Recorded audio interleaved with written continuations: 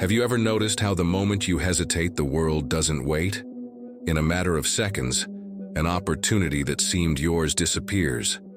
There's no warning, no compassion, and when you finally decide to act, it's already too late.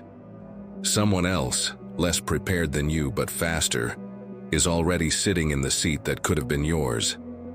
It's at that moment that the truth few accept begins to sink in. The world doesn't reward the most righteous, nor the most deserving.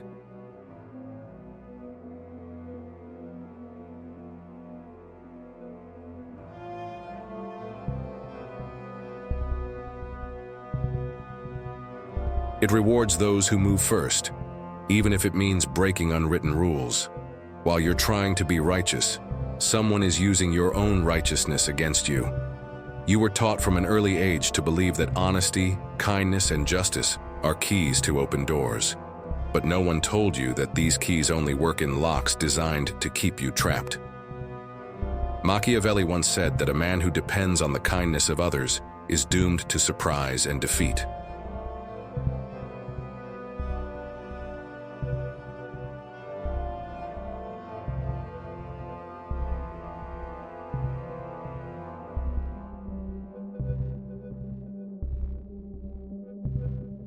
It's like entering a game without realizing the pieces have been switched and that the board is tilted against you from the start. Those who advance don't ask permission.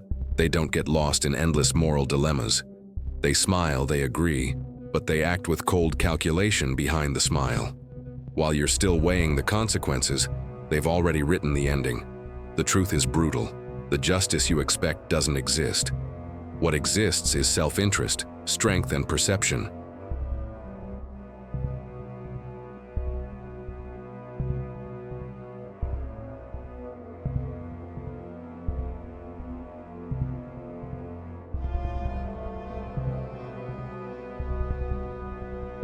And if you don't learn to play with these three pieces, you'll always be a spectator. What you call betrayal, they call protecting yourself. What you call manipulation, they call strategy. It's not about becoming cruel for pleasure, but about understanding that, in the game of power, innocence is a costly luxury.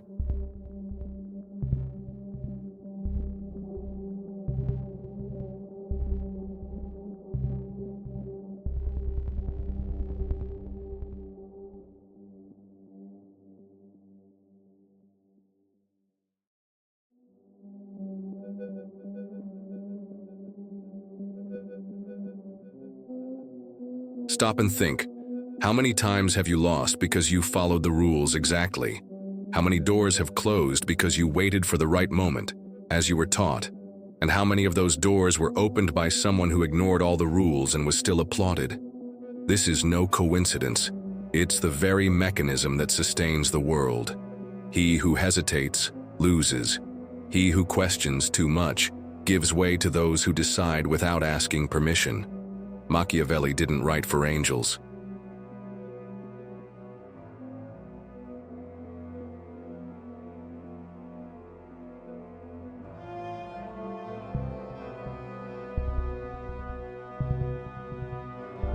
He wrote for men surrounded by enemies, where one wrong step could mean ruin. He taught how to twist loyalty until it became useful, how to turn virtue into a weapon, how to win without excuses. And these teachings never age. They become even more urgent when you realize that the same traps from centuries ago remain in place today, only more subtle. You still believe that acting righteously will protect you, when in reality, it is precisely this predictability that makes you an easy target.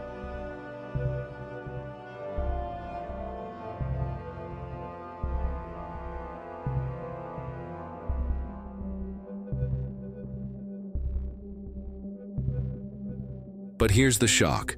It's not the most talented who advance. It's not the most intelligent or disciplined. It's those willing to cut ties, to act without hesitation, to choose outcome over reputation. While you debate whether something is morally acceptable, they've already reaped the reward. And when the dust settles, no one remembers who was fair. Everyone only remembers who won. You may find this unfair, but that's how structures work.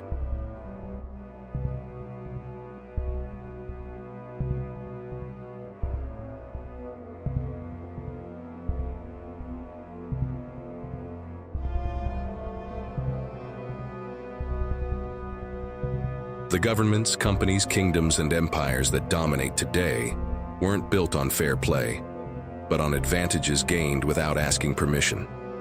The world isn't an arena for principles, it's a silent battlefield. And in this field, hesitation is the same as bleeding before predators.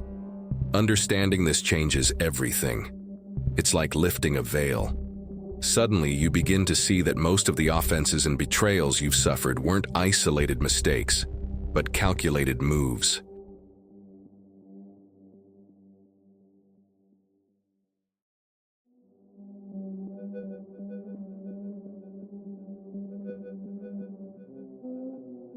People don't treat you the way you treat them.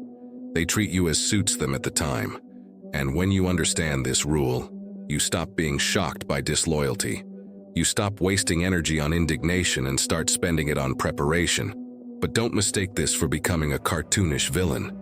True power is rarely noisy. It moves in silence, acts while others argue, decides while others still question. The most effective strike isn't the showy strike, but the strike no one sees coming.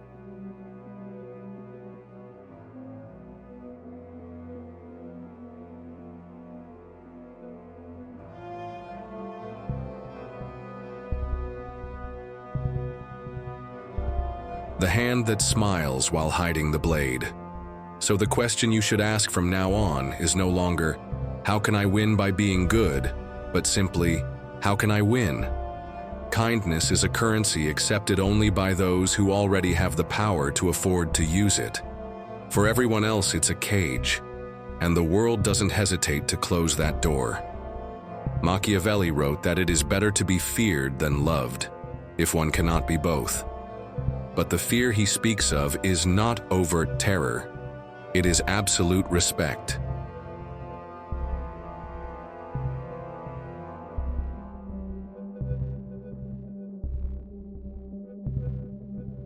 It is the certainty that, if necessary, you will do whatever it takes, without hesitation, without apology. This is what creates real authority.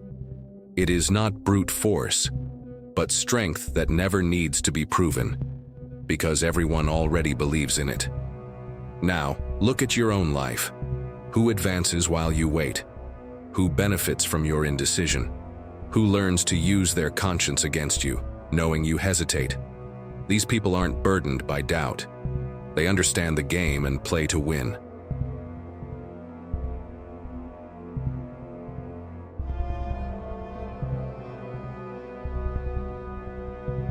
The question is, will you continue to applaud them as they overtake you, or will you enter the arena with the same weapons? This is the first key that separates the ruler from the ruled. Accepting that the world is not fair, and that justice in practice is merely a perception shaped by those with the power to first administer it.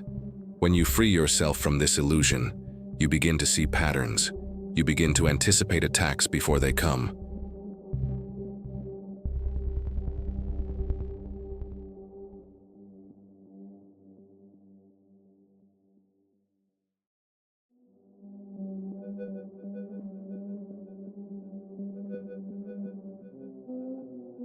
And above all, you begin to understand that in the real game, there is no place for those who expect to be protected by rules they didn't write.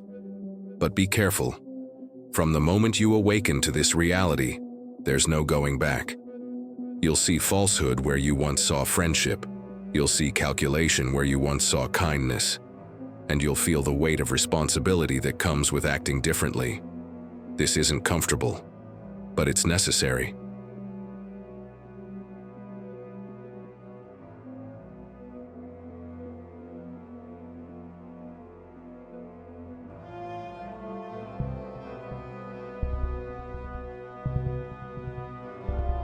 Because comfort is what keeps you right where you are.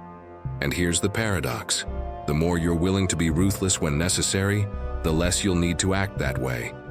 Your reputation will speak before you. And like an unsheathed blade, presence alone will be enough to maintain order. The time to decide isn't tomorrow, it's now. Because while you're thinking, someone else has already decided for you.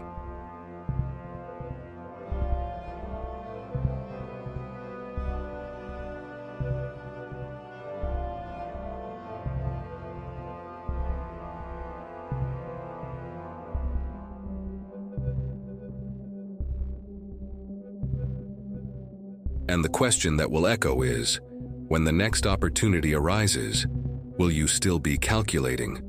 Or will you have already acted? Have you ever noticed how some events seem small in the moment, but completely change the course of your life? An unexpected dismissal, a missed opportunity, a poorly timed comment. Moments like these reveal what separates those who watch life pass by from those who shape their own destiny. Most people react to these events emotionally, impulsively, or naively.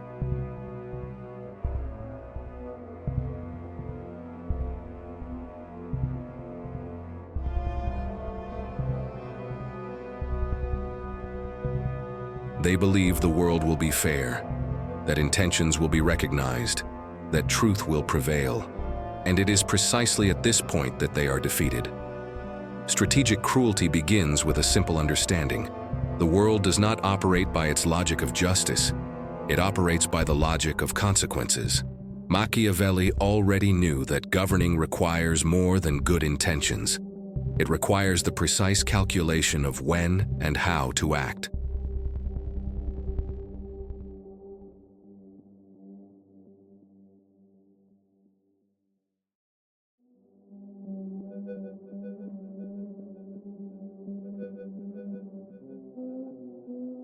Imagine a boss who, faced with an employee who disrespects him, gives gentle warnings, hoping the person will change. The third or fourth time, the situation explodes, but the damage is already done. Other employees have seen that the leader tolerates affronts and now feel comfortable testing their limits. This is the difference between a common reaction and the right cruelty. The right cruelty doesn't wait for the problem to grow until it gets out of control.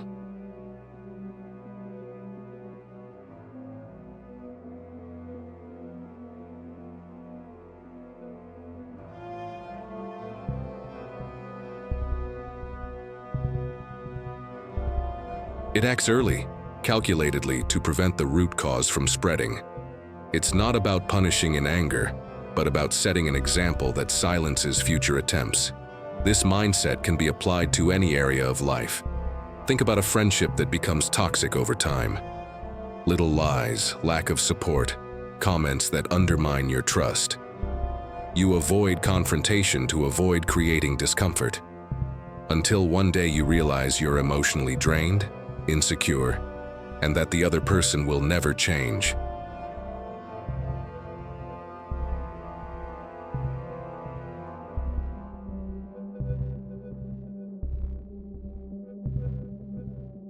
The strategic cruelty in this case isn't to humiliate or attack, but to sever the bond cleanly, with no room for return.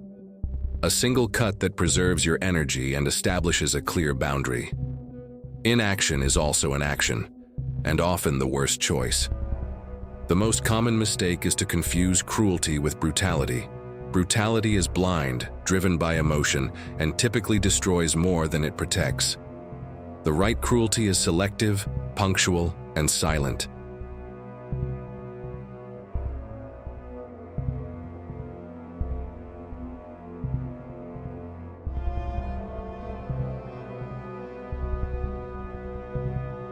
It's like a sharp scalpel used only at the exact spot, with the precision of someone who knows that a single surgical cut saves more lives than multiple haphazard attempts. It's about eliminating the risk before it has a chance to grow, without spreading chaos. History is full of leaders who understood this principle. One example is Octavius Augustus, the first Roman emperor. Upon assuming power after the Civil War, he knew that political enemies still sought to undermine his authority.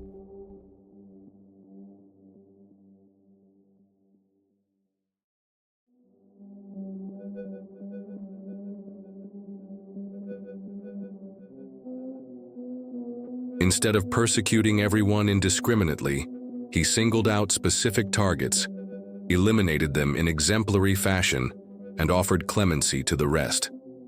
The result? He consolidated power and avoided mass resistance. He acted not out of anger, but out of strategy. Every action was calculated to serve as a message. In your daily life, this logic may seem distant, but it's closer than you think. the colleague who always takes credit for your work and whom you avoid confronting.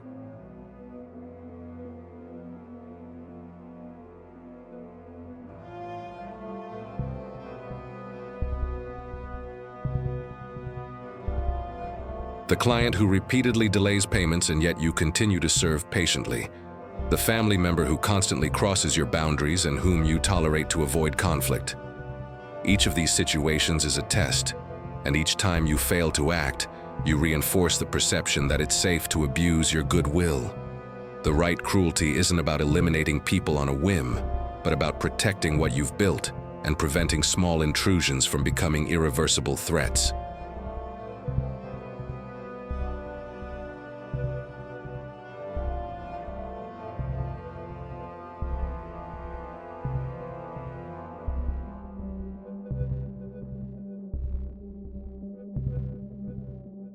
This mentality requires something few possess: the patience to observe and the coolness to act at the right moment. It's easy to react in the heat of the moment, but this reaction almost always reveals weakness. Those who master strategic cruelty wait for the moment when the impact will be maximum and the risk will be minimal. It's like a predator that wastes no energy chasing every move. It observes, calculates, and only attacks when it's certain of its capture.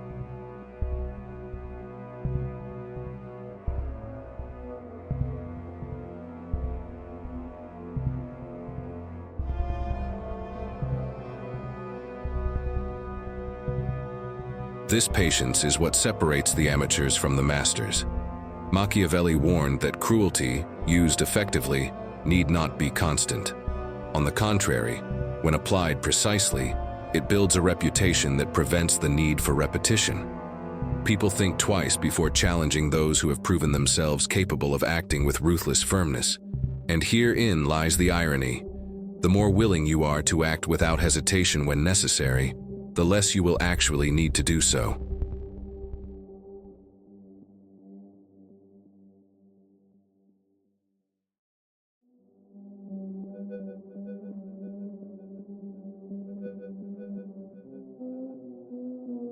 However, there is a danger.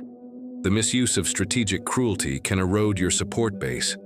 If applied impulsively, without clear justification or in excess, it turns into pure fear, and pure fear without respect is unstable. A feared and respected leader is strong. A leader who is merely feared is vulnerable. The goal is not to spread terror, but to ensure that everyone understands that certain lines cannot be crossed.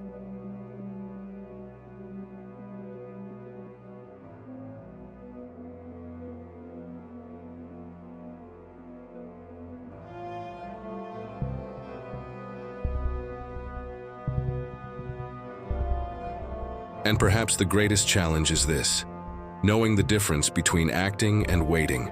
The world is full of examples of people who lost everything because they struck too early or too late. Strategic ruthlessness isn't about always acting, but about never letting the perfect moment pass. And when that moment arrives, hesitation isn't an option.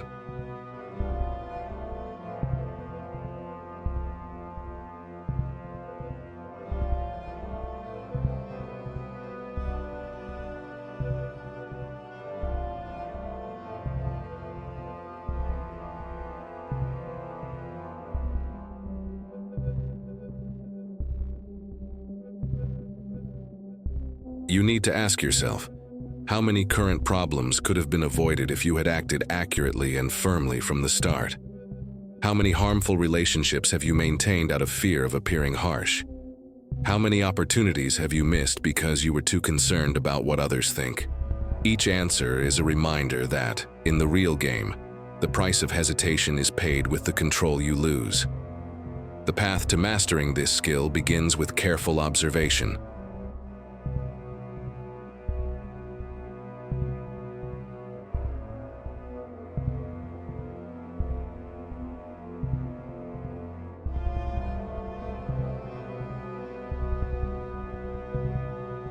You need to know the people around you, identify behavioral patterns, and anticipate where each path leads. You need to know who can become an ally and who can become a threat. You need to understand that often, the most powerful blow is the one that never needs to be struck, because the possibility of it already controls the board. And this is where the next step comes in, the one Machiavelli considered vital: learning to shape others' perceptions of your actions.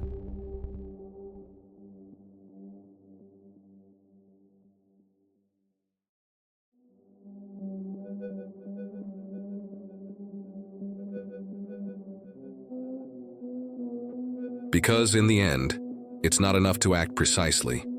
You need to ensure that everyone sees your action as inevitable and just. But this is something you need to understand deeply before making your next move. Actions, by themselves, are mute. This is one of the most ignored truths by those who believe that simply doing the right thing is enough for the world to understand their intentions. In the real game of power, what matters is not just what you do, but what people believe you did.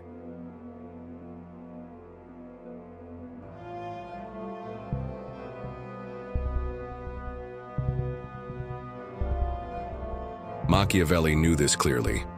Whoever controls the narrative controls reality. It's no exaggeration to say that a misinterpreted gesture can destroy years of construction, while a questionable act, well narrated, can become a symbol of leadership and strength. Think about the time someone took credit for something you did, yet you were still seen as the hero. This doesn't happen because the world is blind, but because whoever tells the story first shapes the collective perception.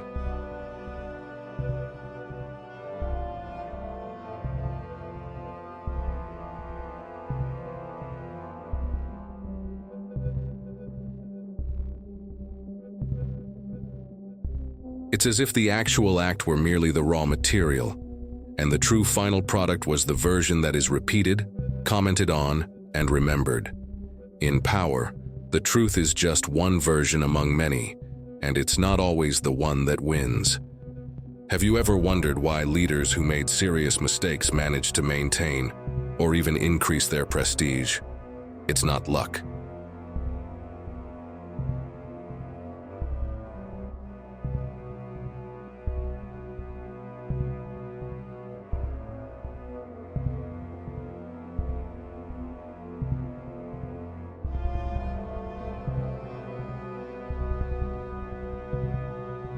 It's the ability to frame the mistake as a strategy, transform defeat into public learning, and shape each interpretation before the enemy has a chance to speak.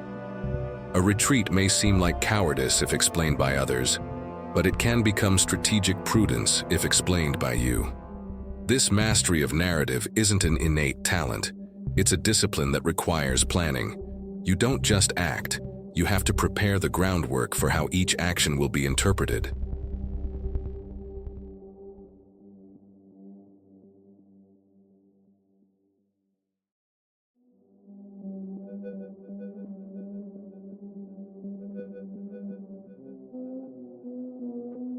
The war of perceptions begins before the first movement. It's like a film director who knows exactly how he wants the audience to feel before even filming the scene. If you enter a conflict without a narrative plan, you're already at a disadvantage. Now imagine the opposite. You make a correct decision, but you don't control how it's told. Your enemies get ahead of themselves, spread their version, distort the facts, and paint you as the villain. When it's your turn to explain, it's too late.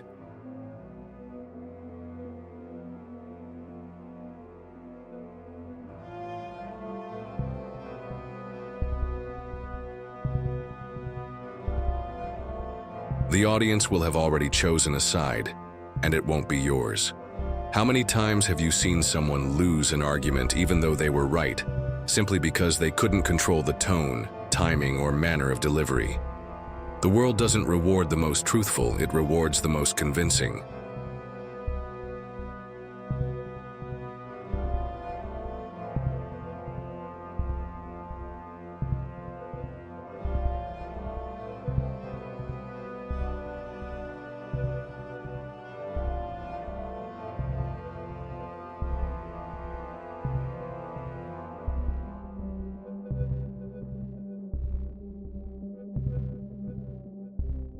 And here a delicate point arises. Are you willing to accept that in the public arena, perception outweighs reality? This is where many hesitate, because they trust that the truth will stand on its own. But truth without a voice is only silence. When Machiavelli advised princes to maintain a reputation for virtue, it wasn't because he believed they should always act virtuously, but because he knew this reputation would serve as a shield.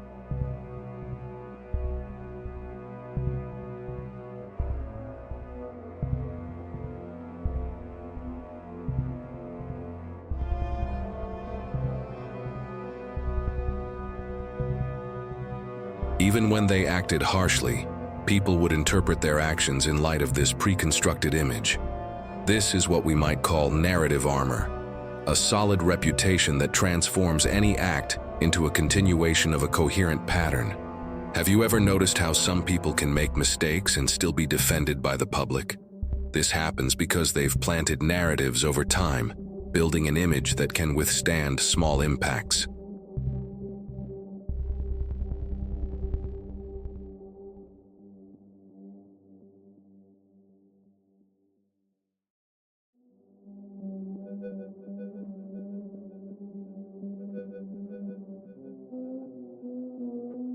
Meanwhile, others are destroyed by a single mistake, simply because they didn't have a strong enough story to protect them.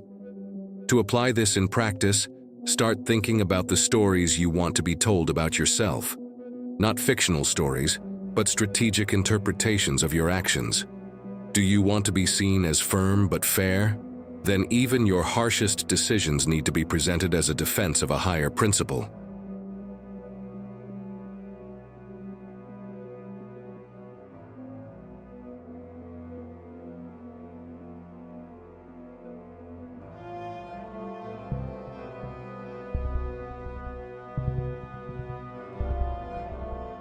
Do you want to be seen as ruthless?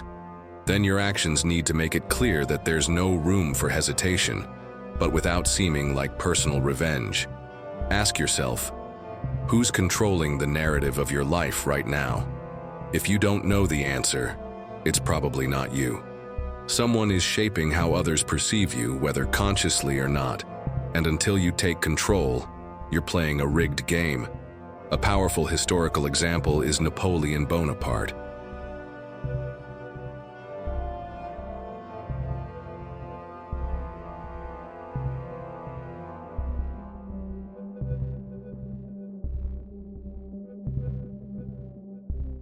Even when he retreated from battles, he framed these moves as inevitable strategic adjustments, not signs of weakness. To his soldiers and the people, he always seemed in control, even in the face of losses. This consistent narrative maintained his authority for years, even at critical moments. In your daily life, this might mean communicating a decision before others distort it, or shaping the perception of a mistake so that it appears part of a larger plan.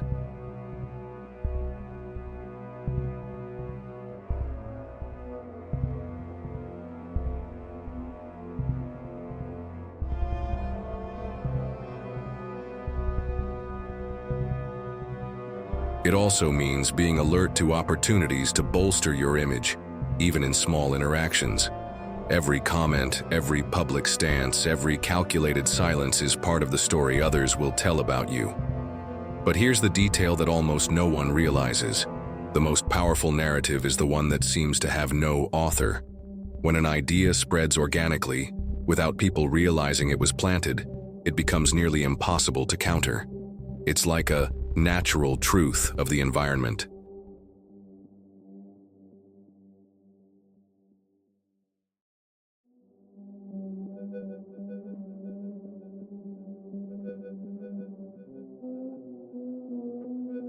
If you want to weaken a rival, for example, you don't need to attack them directly. Simply subtly plant doubts about their competence, letting others do the work of spreading it. This requires patience and control. You can't appear too eager for everyone to believe you immediately. Good storytelling grows with repetition and consistency, not haste.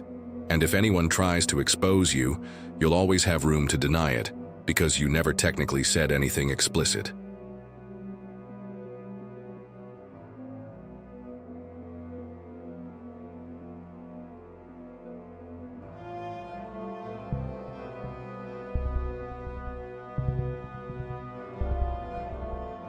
That's the power of subtext. Are you prepared to accept that, often, the real battle doesn't happen in the action, but in the interpretation of the action? This is the turning point that changes the way you act in any area of life. It's not just about winning at what you do, but about ensuring that everyone sees your victory the way you want it to be seen. And when this happens, something curious happens. Even your enemies, without realizing it, begin to reinforce your story.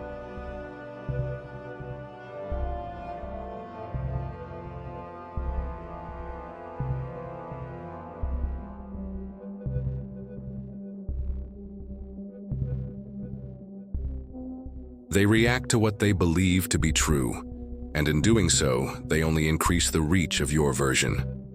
This is the point at which narrative ceases to be just a tool and becomes a permanent shield. But controlling the narrative is only part of the equation.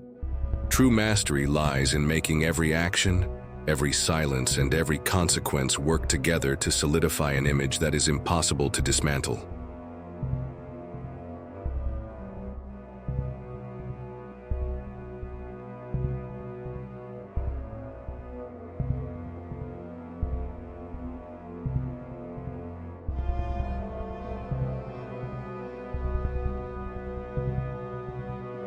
And this is where the game becomes even more dangerous, because those who master perception have often already won before they even act.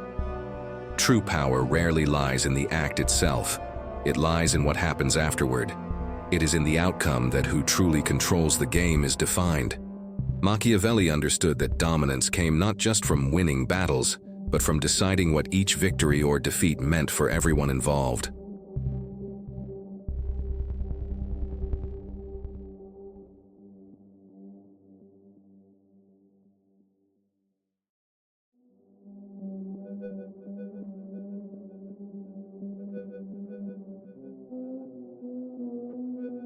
Those who control the consequences shape reality, and those who shape reality govern. Consider a common workplace conflict. Two colleagues argue. One is clearly more competent but doesn't know how to manage what happens next. The other, more astute, shapes the conversation with superiors, making the incident seem like a provocation and portraying himself as the victim. The outcome? The more competent one leaves with a tarnished reputation, while the other gains sympathy.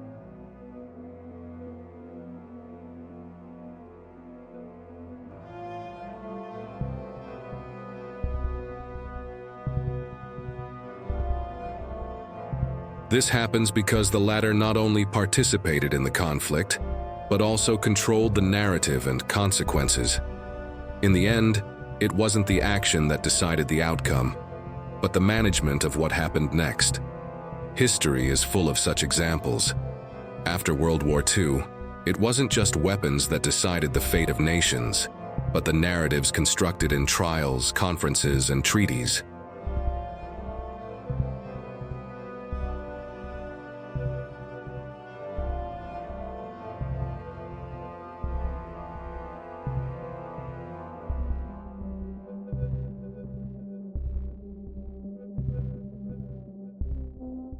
The victors decided how history books would be written, which crimes would be remembered, and which would be forgotten.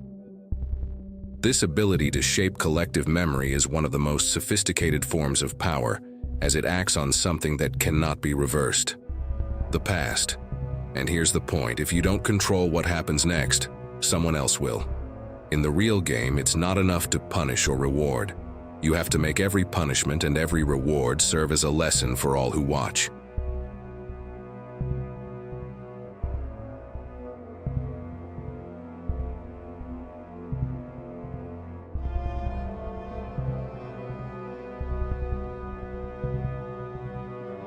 Rome understood this. When it won, it didn't just defeat the enemy on the battlefield, it destroyed their ability to rebuild. It burned crops, dismantled armies, turned victories into permanent warnings. This wasn't gratuitous cruelty, it was political engineering. You can apply this to your personal life in a less brutal but equally effective way. Think of a friend who broke your trust. The common reaction would be to confront, argue, and often end up reconnecting after some time.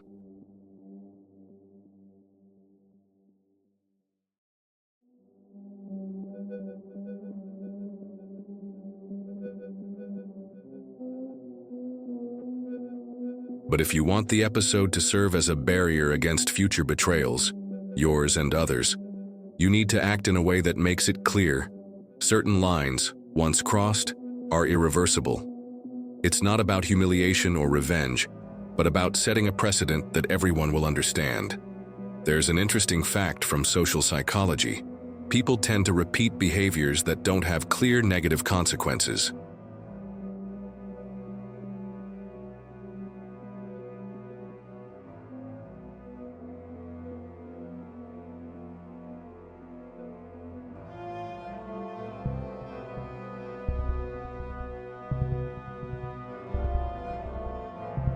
This applies to children testing limits, employees ignoring rules, and even leaders defying international laws. If a risky action is tolerated once, it becomes more likely in the future. That's why controlling consequences is so powerful. It doesn't just correct a mistake, it shapes future behavior. But this requires composure. The worst way to exert power over consequences is to react in the heat of the moment.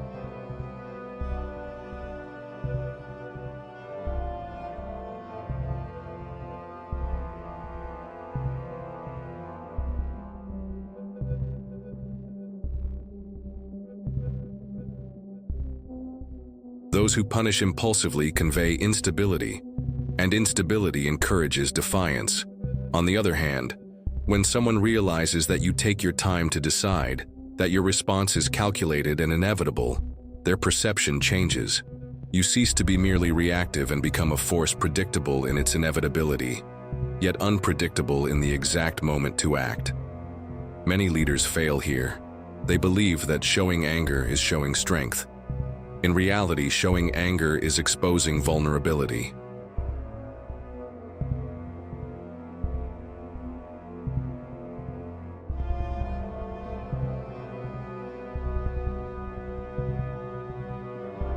Those who master the consequences don't shout or threaten. They simply decide and execute at the most convenient time. This is what makes adversaries hesitate before even taking action against you. In practice, this means that every action against you must have a clear cost for the perpetrator. Not necessarily an immediate cost, but one that cannot be forgotten. An employee who undermines a project and suffers no repercussions will do it again.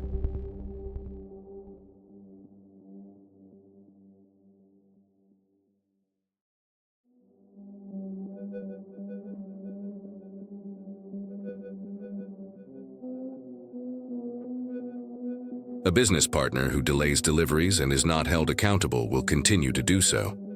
Each time you let things slide, you weaken your own power. But be careful. The consequences must always be proportionate and strategically useful. If you overdo it, you create resentment. If you're too lenient, you create contempt. Balance is what maintains respect. And respect is more solid than pure fear, because fear without respect leads to conspiracy. Consider the indirect effect, too.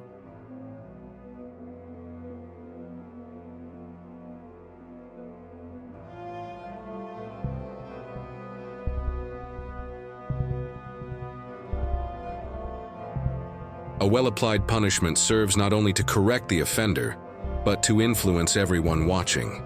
Effective leaders know that they are often speaking less to the guilty party and more to the public. The message isn't just, "This is wrong," but "This will never be tolerated." And similarly, well-applied rewards aren't just a thank you. They're a public incentive that demonstrates what is valued and should be repeated.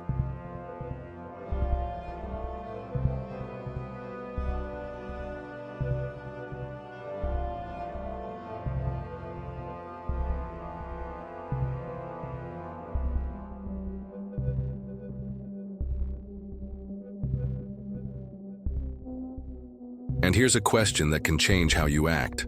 Are you responding to attacks or shaping behaviors? The first stance is reactive. The second is strategic.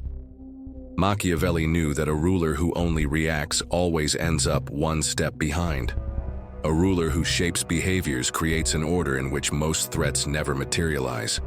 There's also a psychological aspect that few consider: uncertainty.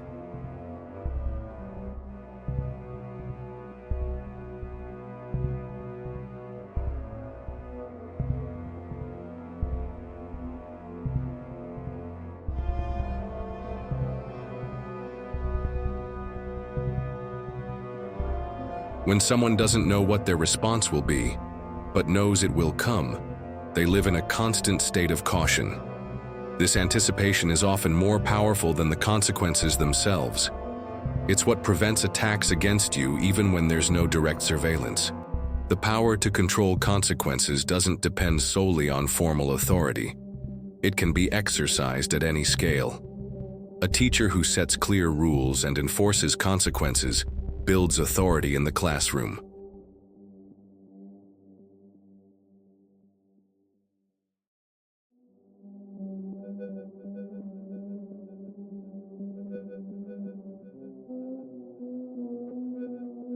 An entrepreneur who consistently honors and enforces contracts builds respect in the marketplace. Even in personal relationships, when there is clarity about limits and actions, the dynamic changes. But consequence control also requires a long-term vision. Some responses must be swift to prevent immediate recurrence, but others need to be delayed so their impact is more profound. It's like the difference between cutting a branch and pulling out the root.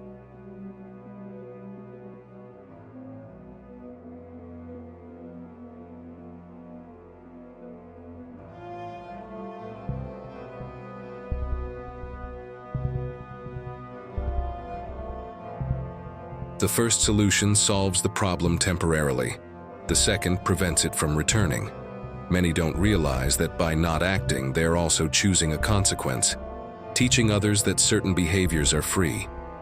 This is one of the worst lessons you can teach, as it creates a cycle that's difficult to break.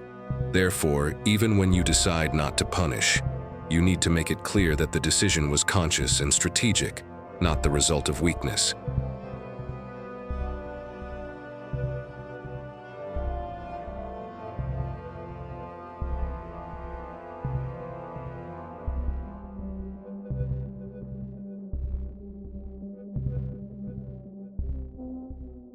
When you control the consequences, people stop thinking only about the intended act and start calculating what comes next.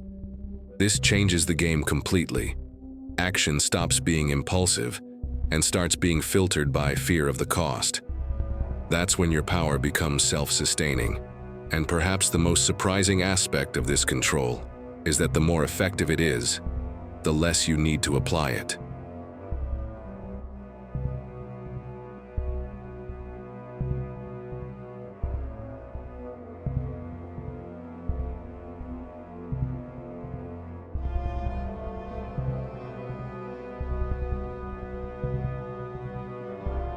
A reputation for being able to use consequences with precision creates an environment where most threats never even manifest.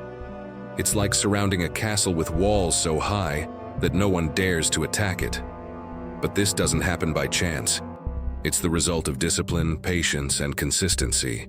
And if you apply this principle wisely, you'll realize that controlling the consequences is actually controlling your own destiny.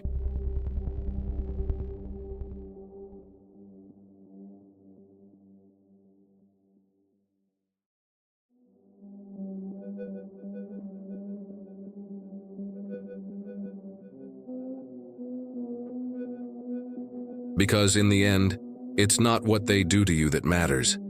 It's what you do afterward that determines who's truly in charge. The truly dangerous man is not the one who imposes himself with shouts, but the one who acts in silence. He is the one whose presence, even without words, alters the behavior of everyone around him. Silence, when used purposefully, is not absence. It is presence multiplied. Machiavelli understood that predictability is weakness, and that uncertainty is a weapon.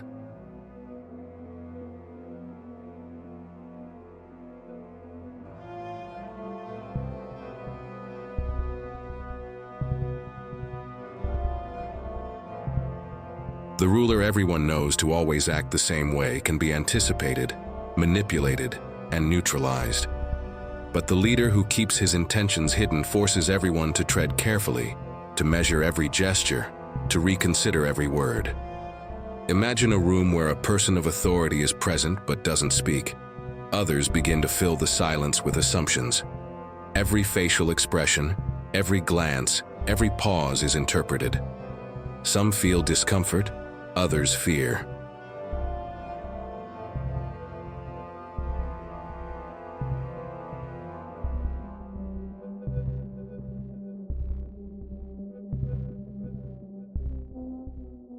The lack of response becomes a mirror, reflecting back to each person their own insecurities. Silence in this case is more powerful than any inflammatory speech, because it forces others to reveal more than they intended. This is the strategic value of unpredictability. When you don't clearly demonstrate your limits, when you don't let others know exactly how you'll react, you create constant tension. It's this tension that prevents them from testing their defenses.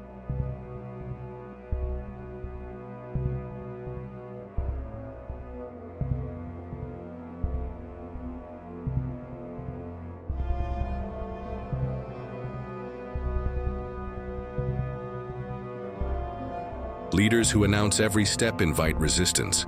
Leaders who move like shadows provoke caution. Human psychology is fascinating in this regard. When faced with visible danger, people prepare to confront or avoid it. When faced with hidden danger, they withdraw, hesitate, and often paralyze.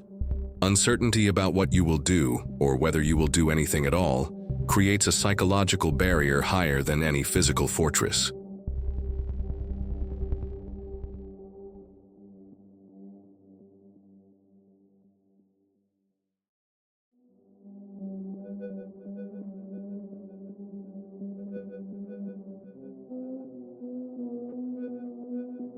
This is why a figure who acts silently commands more respect than one who threatens openly. There's a notorious example of this in modern politics.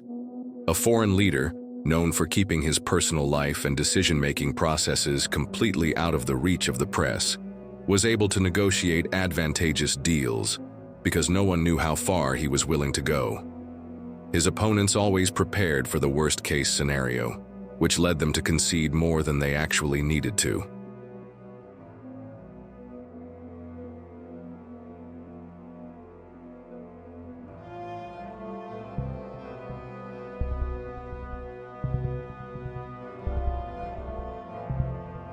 This aura of uncertainty was carefully cultivated, not by accident, but as a strategy. In everyday life, this principle can be applied to meetings, negotiations, and even personal relationships. A professional who, faced with a proposal, remains silent and observes, forces the other person to keep talking, revealing more information than they should.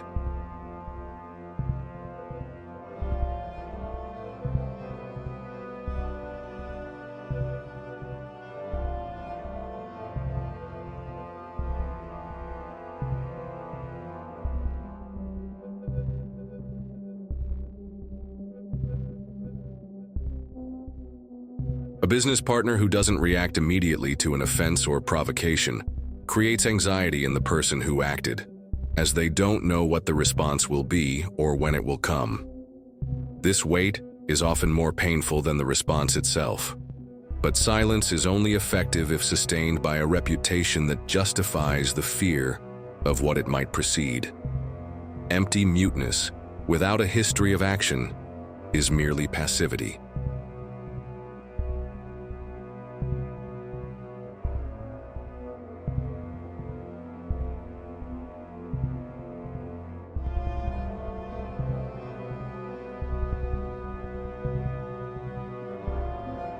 For silence to matter, everyone needs to know that when you decide to act, the impact is real. This creates a rare combination. Few actions, but each with enough weight to resonate for a long time. The strategic use of silence also serves to gather information. As others speak to fill the void, you observe patterns, detect contradictions, and perceive hidden intentions.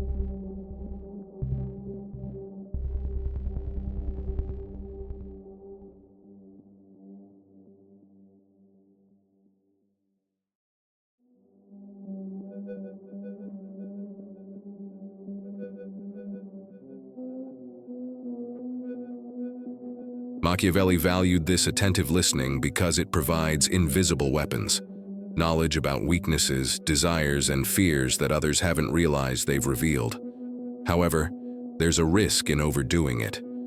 Absolute and constant silence can create excessive distance, hindering alliances and generating distrust even among allies. The key is balance, speaking when the impact will be maximum and remaining silent when the information or advantage is still being built.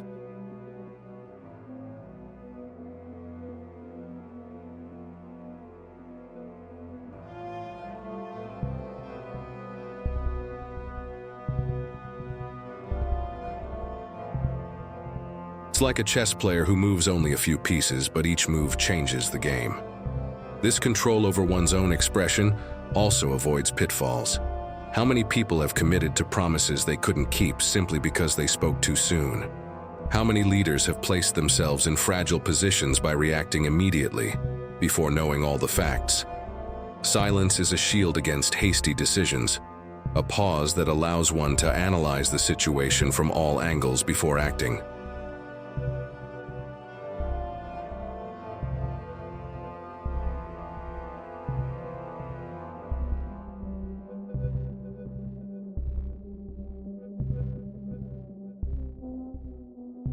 Unpredictability, in turn, is the natural extension of this silence. When people can't trace a clear pattern to their actions, they become more cautious. Not knowing whether you'll be complacent or ruthless, whether you'll respond the same day or months later, creates a state of alert that keeps control in your hands. It's like walking through terrain that may or may not be trapped. The simple fact of not knowing reduces the speed and confidence of those who take risks.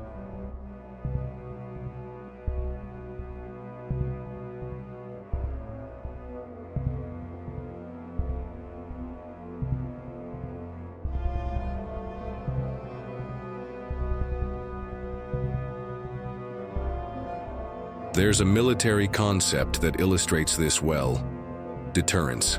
It's not necessary to constantly attack to keep the enemy at bay. It's enough to convince them that any move against you will bring severe consequences.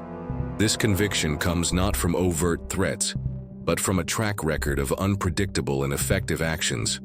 When combined with silence and patience, deterrence becomes dominance.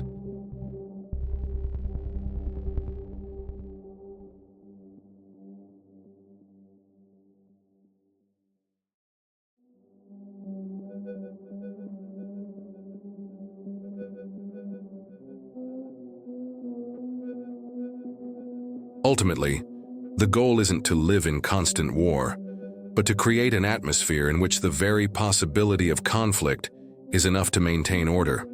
When everyone knows you don't act impulsively, that you observe more than you speak, and that when you do decide to act, you do so with precision, you don't need frequent displays of force. Your reputation does the work for you.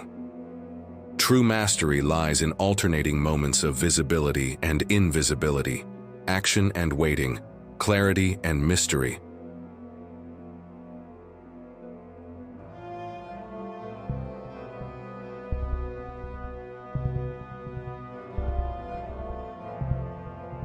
It is in this irregular rhythm that a presence is built that dominates without suffocating, that commands without needing to expose itself.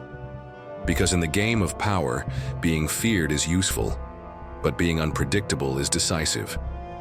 You've come this far because something inside you knows you can no longer live as you once did.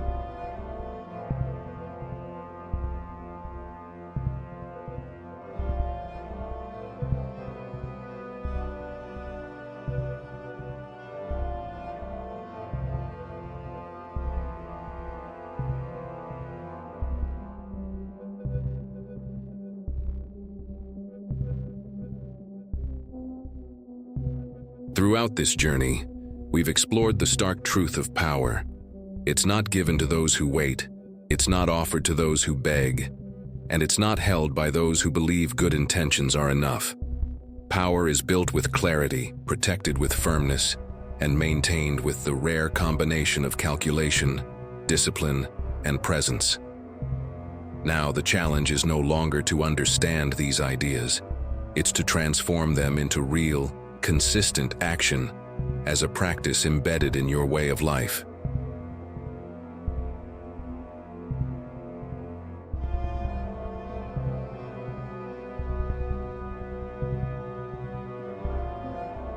The first step is to accept that the world won't change to make your life easier. This seems obvious, but most people live as if it were a lie. They expect recognition for their efforts, believe they'll be treated the way they treat others, and are shocked when they discover otherwise. This naivete is what keeps them trapped in repetitive cycles. The moment you let go of this expectation is the moment you begin to build true freedom, as you stop relying on external validation to act.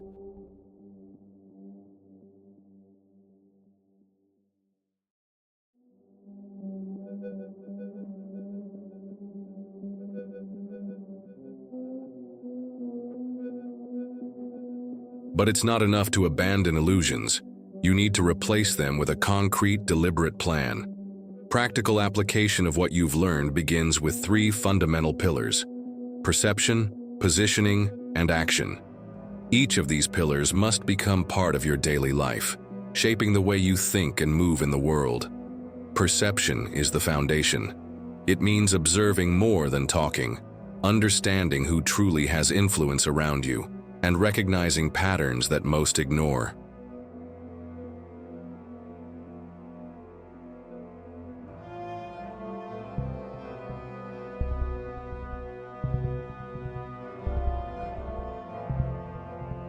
Make this a daily habit. Analyze the environment before acting. Understand relationships, identify hidden alliances, recognize those who play the game in silence. Keep a strategic journal, recording each significant interaction and its impact. Over the weeks and months, you will have built an invisible map of the forces shaping your reality, enabling more accurate and confident decisions. Positioning comes next.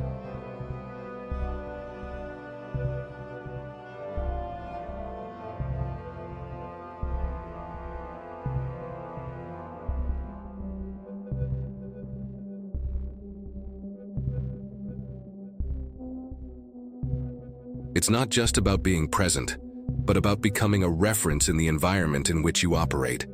This requires consistency in what you demonstrate. If you want to be seen as trustworthy, never break a word you gave without a clear strategic reason. If you want to be seen as relentless, choose moments when your firmness is unquestionable and let your reputation do the rest.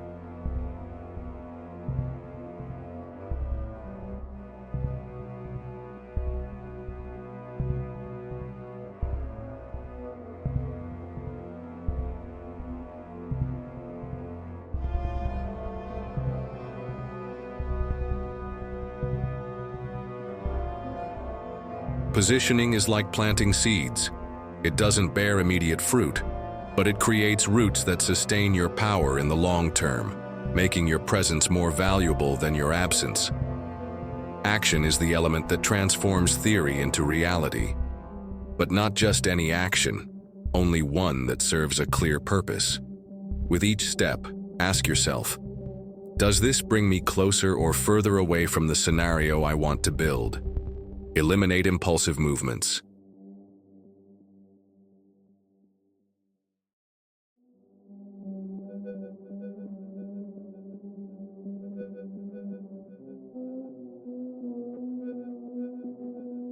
Instead, focus on calculated decisions with a proportional and measurable impact. And remember, acting quickly doesn't mean acting hastily. It means being ready to act when the perfect moment arises, seizing it with surgical precision. To put this into practice, create a weekly personal strategy cycle. At the beginning of the week, set 3 concrete objectives that reinforce your perception, positioning, or ability to act.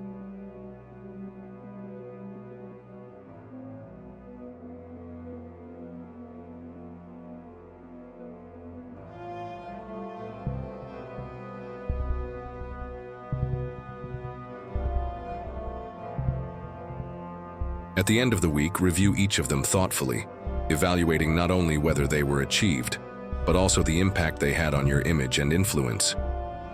This habit creates a cycle of continuous improvement that builds over time. Also include what I call strategic quiet moments, periods when you deliberately step away from interactions to observe. During these moments, pay attention to how people behave without your active presence.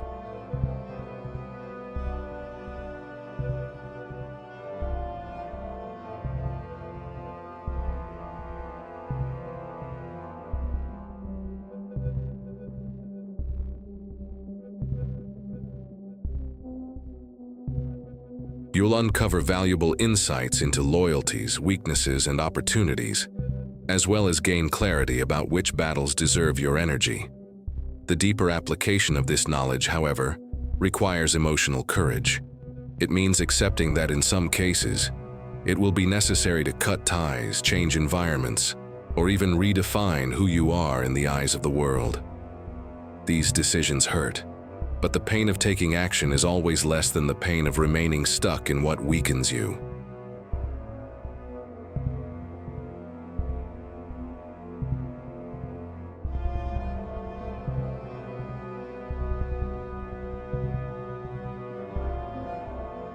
And the sooner you accept this responsibility, the sooner you'll realize that the rest of your life responds to that initial choice. And remember, none of this works if you don't control the narrative. Every step you take must be framed in a way that seems inevitable, justifiable, and ideally beneficial in the eyes of others. It's not blind manipulation, it's intelligent protection.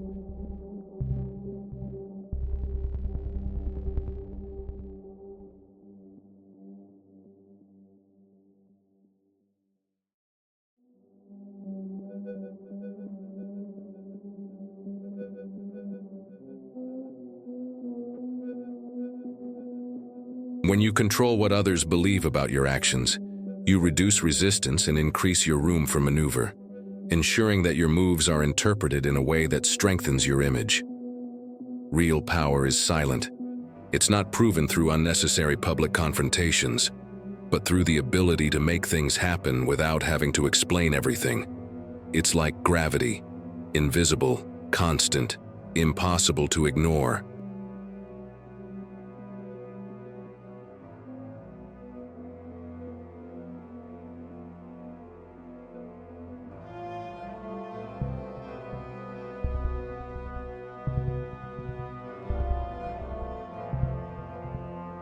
It's present even when you're not seen, influencing the course of events through its indirect presence. Now is the time to bring this into your life. Start small. Choose an open-ended situation, something you would normally resolve impulsively. This time, hold, observe, plan. Wait for the moment when acting will have the greatest effect at the lowest cost. When that moment arrives, execute without hesitation.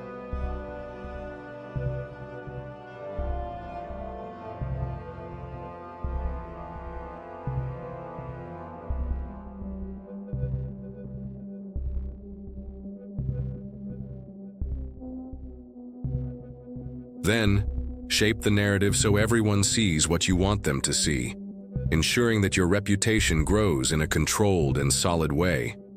Repeat. No rush, no seeking approval, just building, little by little, the reputation of someone impossible to ignore and dangerous to underestimate. This silent constancy creates an aura that speaks for you, even when you choose to remain silent. You don't have to say you're playing the game. You just have to outplay everyone around you.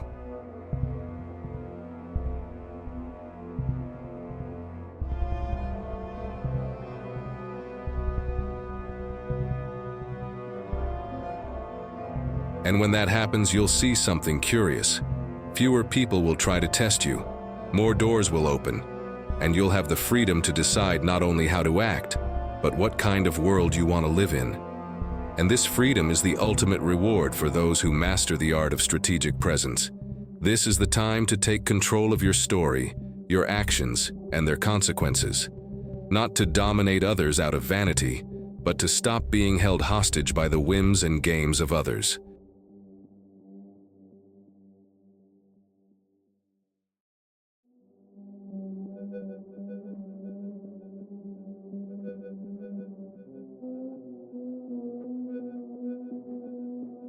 This is how you become untouchable, a fixed point in a constantly changing world.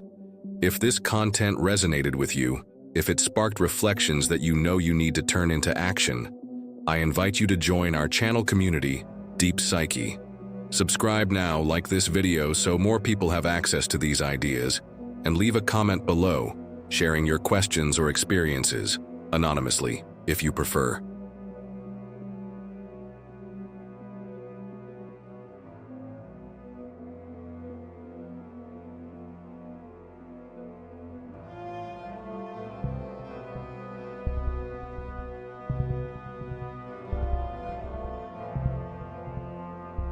Your participation is what keeps this space alive and able to further explore strategies that can change the way you live and lead.